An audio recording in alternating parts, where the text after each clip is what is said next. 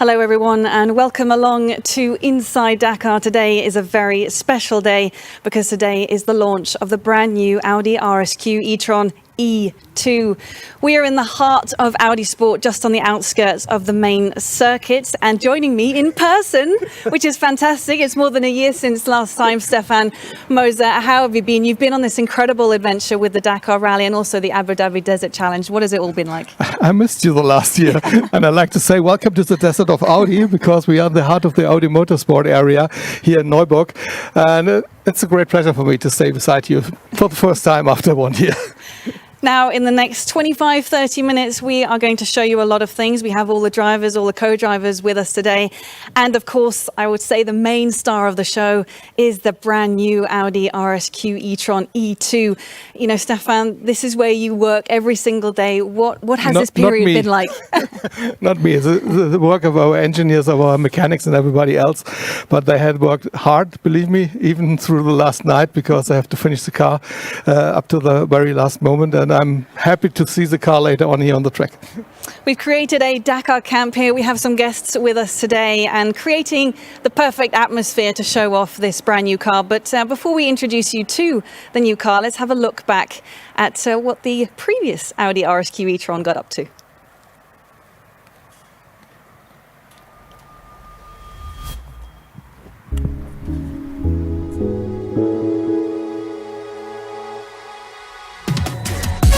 It was the perfect start to a new era in the long history of Audi Sport.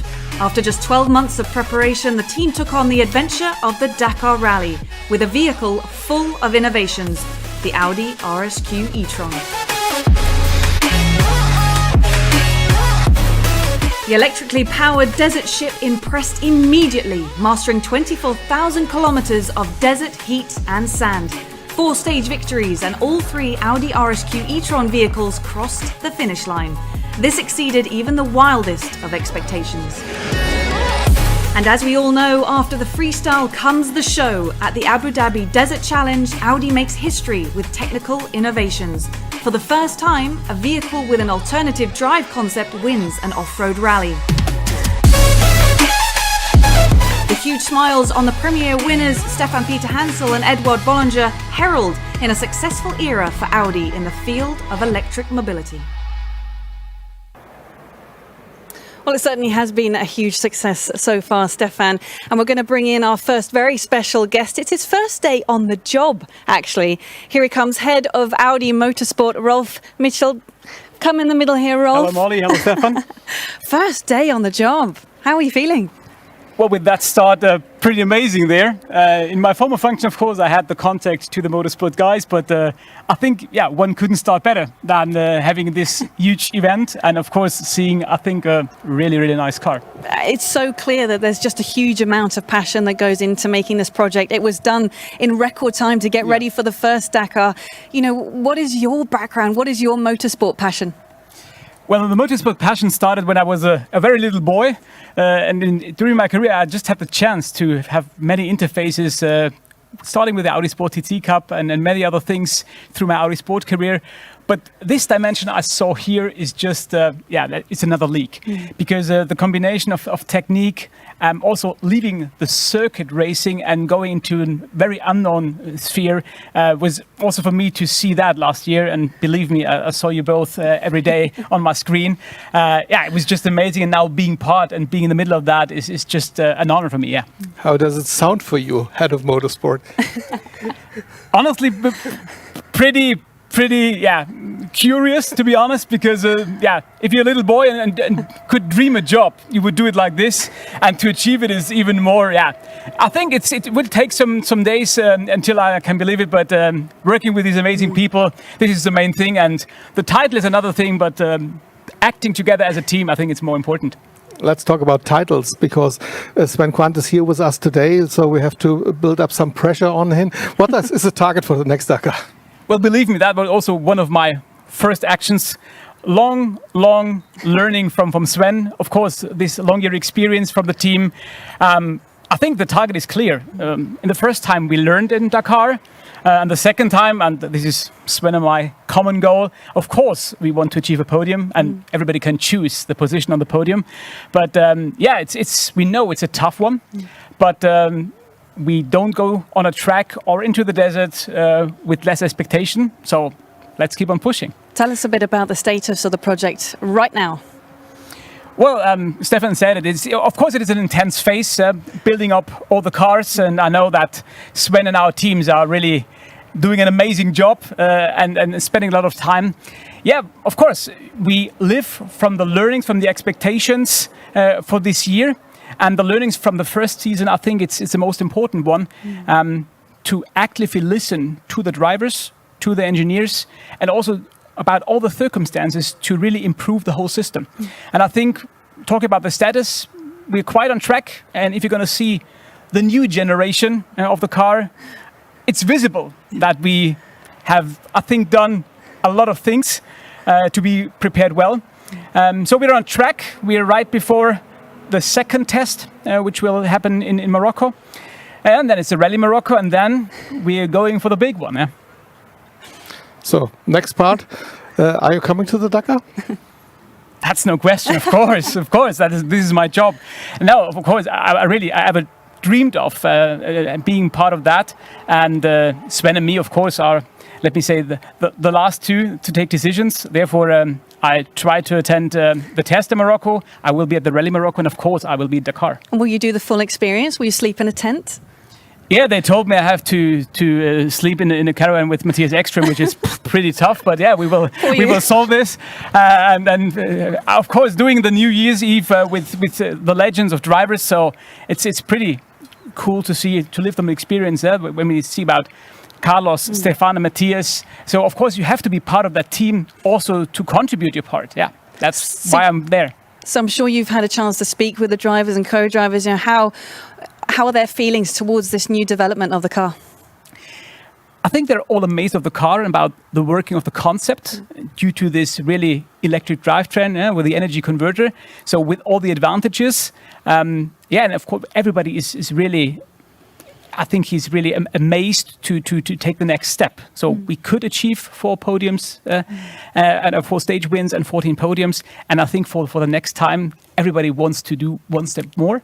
And I can see it in their eyes. And also, if we're going to exchange ourselves in the test when we're in Saragossa. And so, everybody is engaged and everybody is just focused on this next big step. We have to talk about the new name, RSQ e-tron E2. Exactly. E2, when I saw this, I was like, yes, because I'm probably being a bit biased here, but one of the most legendary cars in rallying, of course, the Audi S1 E2 with, Mikola and Blomqvist and Walter behind the wheel. How important is it to continue this history and to give it a name like that?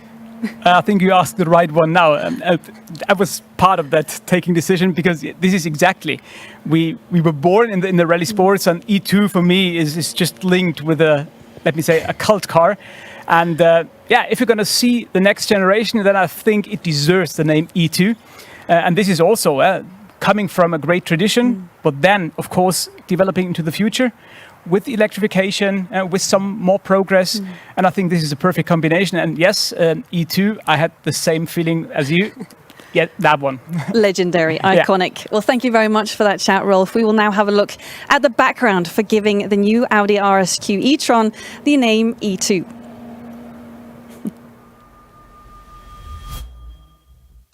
E, as in a stage of evolution or further development. Following the evolutions during the second phase of the development program, the new RSQ e-tron now bears the abbreviation E2 as a tribute to the history of Audi Sport. The legendary Audi Sport Quattro in its final development stage was the most extreme version of the Quattro in Group B rallying during the 1980s, and it is still a fan favourite to this day.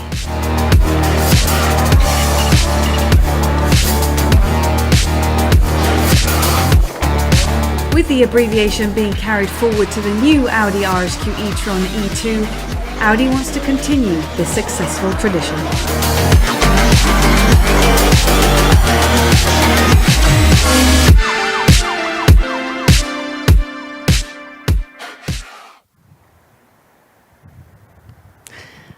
Audi Sport, of course, steeped in history, and we're getting closer to showing you the brand new Dakar car.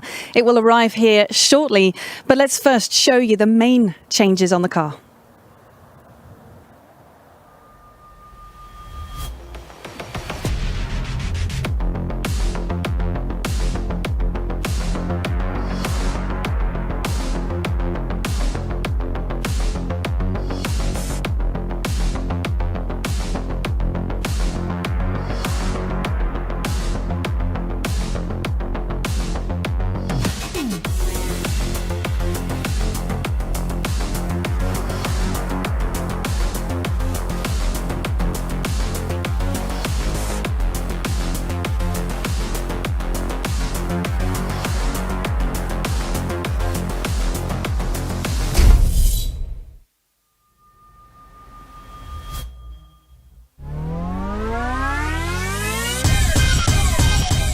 The new Audi RSQ e-tron E2. Lighter, more aerodynamic and more efficient than ever before. As you know, our new concept last year was already reliable. We could concentrate for this season on the overall efficiency of the car. So therefore we reduced the weight of the car. It has a completely new body with significantly better aerodynamics, helping to lower both the weight and the center of gravity of the prototype. The total weight could be reduced to a minimum value of 2,100 kilograms. You can see it directly on the car. The overall surfaces were much reduced. On the front bonnet, it's now a fully integrated aero device with all the ducts and all the openings. So therefore the part is really lightweight. Additional surfaces on the sides at the rear have all been removed, making it much lighter. The aerodynamic concept under the bonnet is also new. On the side, we reduced a lot the surfaces. The elephant foot was reduced completely. This allowed the designers to save further weight and optimize the airflow. The overall aerodynamic drag is thus reduced by around 15%. In terms of top speed, however, nothing has changed. It remains limited to 170 kilometers an hour. Another sticking point, the serviceability of the Audi RSQ e-tron has been made much easier. When they need to change the spare wheel, on this one it's just one pin you need to remove, then they can directly exchange the tire. The new 10-spoke rims are also significantly more grippy.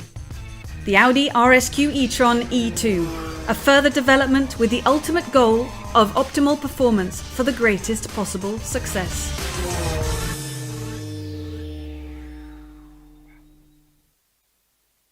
Well, that was all you needed to know about the new E2. And joining me now, Matthias Ekström, Carlos Sainz. Have you guys tried the car yet, the new one? Of course, we have been testing already. We have really good first week of testing in Spain, in Zaragoza, like we used to do last year and different years, and it has been really going well. We are obviously really looking for the Morocco test, which is going to be very, very important, very crucial. But here is the car. Yeah, here it comes. It was a really positive first test. Wow. Matthias, tell us a bit about the changes and how happy you are with the changes.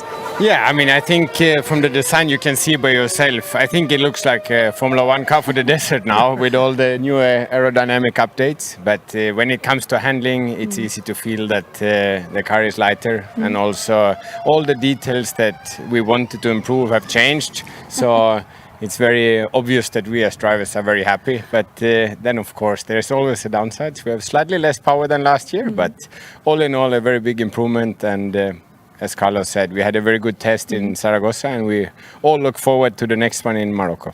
So if there was any doubt behind the wheel of the car right now with Stefan Peter Hansel and his co-driver Eduard Bollinger, Carlos, how has this new evolution simplified things for you as a driver? Well, the basic of the car are really similar to last year. We just optimize everything, everything what can be optimized in the reasonable time we have tried to achieve it. From the engineering side, I think they have really looking for in all the small detail to make the car lighter, to come closer to the weight limit. And regarding the driving side, obviously it is nicer to drive a lighter car. But we learned many things last year, and we try all what we learned every single day from last year. The car we try what we want to improve, we try to put it in this car together with the engineers, with the co-drivers and everybody to try to improve the car. Matthias, just lastly, you said Formula One car for the desert, so the competition should be pretty worried, yeah? I think if you look on it, I would say so. But again, I think last year we've shown that we are able to go quick on certain stages, but still the Dakar, you have to be humble because you need to do all the stages good if you want to fight for the win.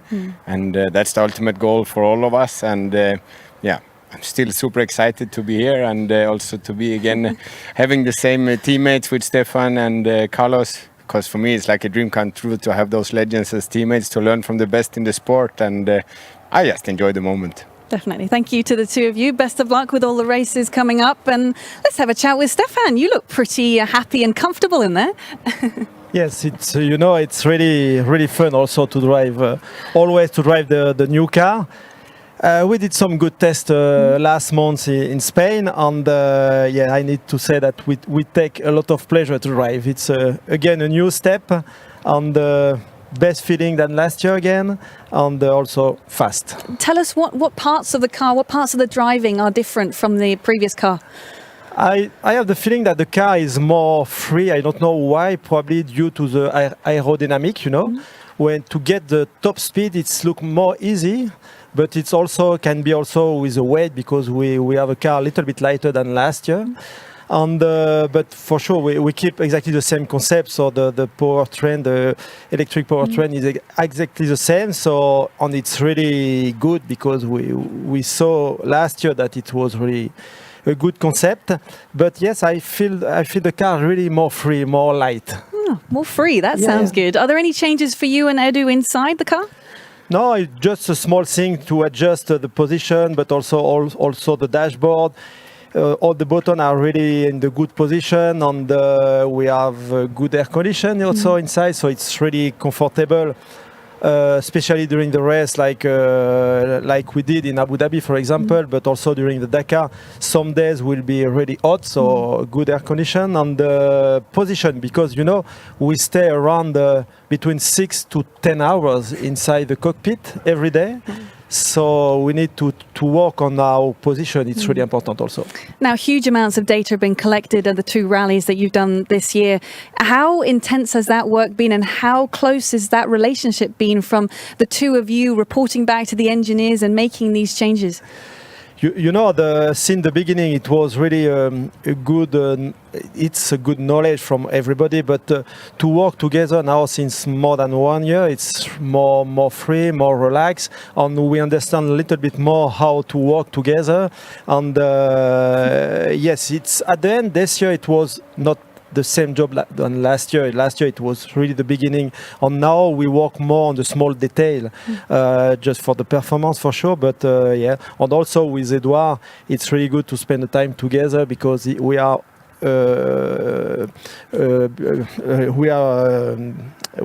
two together only since 2 years. Yeah. It's really new to be together. So all the time that we spend together, it's really good. Thank you very much, Thank you. Stefan. Best of luck with everything. We're going to now have a proper walk around the car with Benedict Bruniger, who is technical project leader with Audi Sport. He'll be chatting with Stefan. Benny, let's talk a little bit about the brand new car. We reduced the weight of the car. What was the target and what did you achieve? In the end, the main development target was, as you said, to reduce the weight of the car and also to improve the aero performance at all. Then we also were focusing on the handling for the driver and also on the energy consumption of the car. So in weight, you can see it's directly on the car. We reduce the surfaces a lot. So every double surfaces are gone, and all the surfaces which are now on the car still, so like you see it on the front bonnet, they are now implemented directly in the aerodynamic.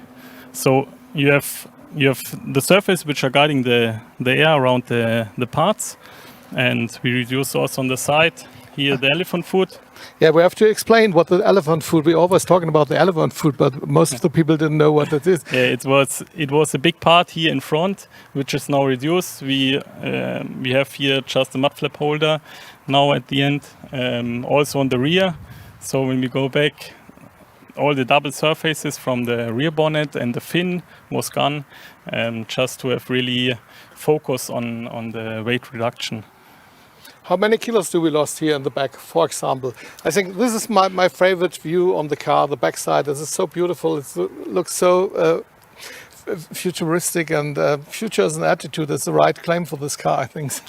I cannot tell you the exact number, but in the end, on the rear, we lost the most, but overall it was around about 80 kilo. 80 kilo in total. Yeah. That's interesting to hear. That's a lot. And what's happened inside the car for the drivers, co-driver especially? Yeah, on the outside you can see it directly here on the spare wheel door. So in the past we had 4 safety hatches to unlock. Now we have only 1 in the middle. So they connect directly to the connected directly to the spare wheel. Inside the car also, like Stefan explained, there are a lot of changes in the interfaces of the car, so that the drivers are able to use them as good as possible. As a technician who works every day with the car, what's your favorite part of the car? What do you like most? The front bonnet. Why? Because now it looks like, we always say in the development, it looks more like the race version of the last year car. So we really have, now it looks like a LMP car made for the desert. During the last Dakar, we always lost a little bit of time concerning the tire change procedure, and you have changed a lot of things. How many time can we achieve? Oh, this we need to proper test, but the first test we did in the last test with the driver without any training, it was much better than the best time last year. So Molly, it's up to you to explain what we have to do with tire changing and all the things. Thank you very much, Benedict. We're now going to talk a bit about the importance of tyre changes at the Dakar and, of course, other off-road rallies. And to do so, we're going to bring in Emil Bergqvist, who's going to come rolling in with one of the wheels. And this, I believe, Benedict, is the new rim, right, for the car? Yeah, correct. This is the new race rim. And if, we'll bring in a microphone for Emil. You can see directly the bigger openings, Yep. To be easy to grab them. And you have first-hand experience, Emil. How heavy is this? I think it's around 40 kilos, so it's quite heavy, I would say. And talk us through the process of a wheel change. Yeah, I mean it's really important to you play together good with the driver or the co-driver. We have hydraulic jacks on this car, so it's helping to lift the car really easy. Then we have to remove the cover, the carbon cover, and on this car it's much more easy. So then you just have to do it as fast as you can with the electric nut gun, and it's a big challenge, and you have to be able to do it around 2 minutes. And how good are the changes on the E2? It's really good so far, so we hope to keep it like this on the Dakar. Tell us about those changes, though. What is it that makes your life easier? No, I mean it's like for sure when you have the hydraulic jacks and all these things. We also did some more improvements on the wheel hubs to be able to fit the tire on the car more easy. So we have worked together really good, I think. So I hope it will show next year. And you're excited about the upcoming events? Yes. Perfect. Now, Stefan, you're going to have a competition, I think. Yes, I think we will make a competition. That means Edu is coming to us. Edu will do the first job. And Lucas, please come to me and explain what they are doing. I need a co-commentator. And this is a perfect job because you are the oldest co-driver. Come with me, please. Problems by opening the door, Edu? So this is live. We have to wait until the moment the car started, and then we can push it up. Edu, perhaps you can just explain what it is you're doing first of all. Just the ignition, because the car was shutting down. So now I just put the car on, just for the noise. For the microphone, it was better to put it off. So Just a moment. I have to stop the time. We want to do it in the proper way. I should have a driver with me. No, you don't need it. Okay? We actually have one here. Surprise, surprise. Okay? Are you ready?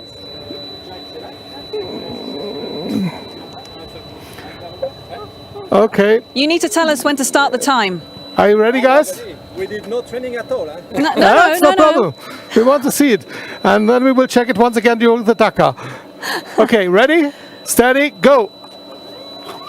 So what are they doing, Lucas? Need to put the dust and more temperature in the tire.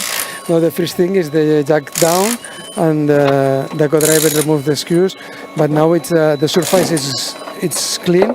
But in the Dakar it's normally the gravel, and you need to be careful with all the parts, the nuts and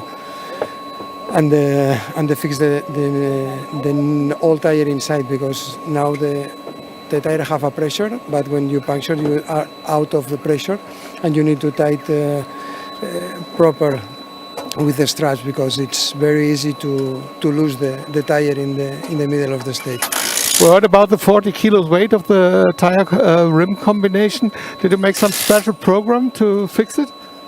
No, most of fix it is to put in the place. Is this most complicated, and now the jack it's too high. You need to calculate a little bit the minimum distance to the tire to the ground. So what's the time? I have to fix the blade and the tire. And when they're finished, But it's only just over 1 minute, 17 seconds now. no, under pressure. This is where they lost the time. They make a mistake, have to open it on again. So this is something we have to learn up to the next Dakar, right? Yeah, this is the first prototype to fix the tire, and you need to improve of this system, because it's not so easy to fix the tire, and now with the cover it's only one pin to fix. This is a little bit complicated.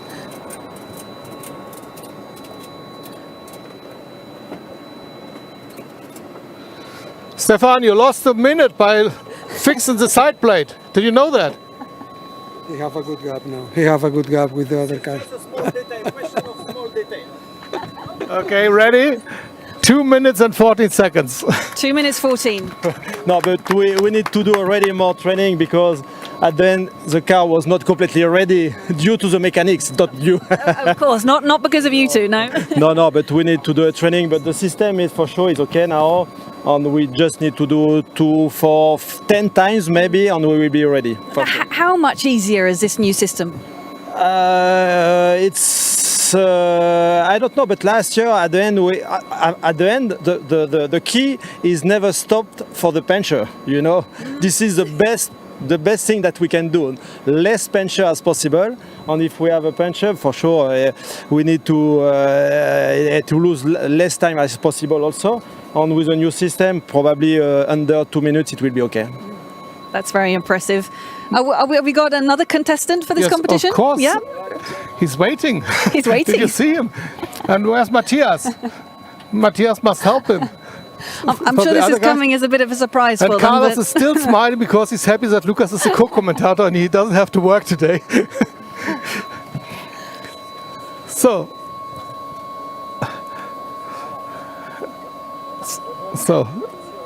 Matthias is watching. He's picked up some tips, I think, watching Stefan and Edu. It's not fixed already yet. Okay. So is it ready to go again, or yeah? Should Damien, the pin go back in, maybe? Are you ready? And the car should be turned off, or I don't know. Yeah, of course. No. You don't want to do that? No. No? Doesn't want to get his clothes dirty, I don't think. Then we stop the challenge over here. But the point being, it's quicker to change a wheel now on the new Evolution. Yeah. Definitely.